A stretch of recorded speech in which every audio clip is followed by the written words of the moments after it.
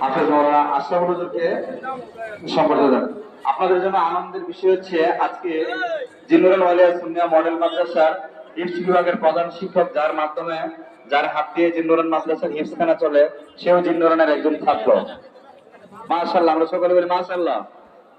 জিন্নুরানে 2014 সালে ক্লাস 5-এ হাফেজ আশরাফুল ভর্তি হয়েছিল। আমাদের জিন্নুরান থেকে পাস করে কাদিয়া তৈয়বা থেকে সে আলিম পাস করেছে।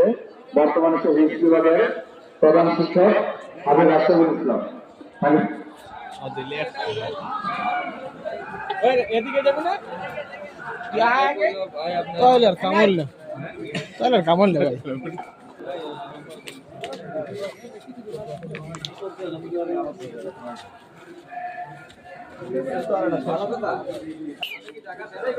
সবাই ভিতরে যান।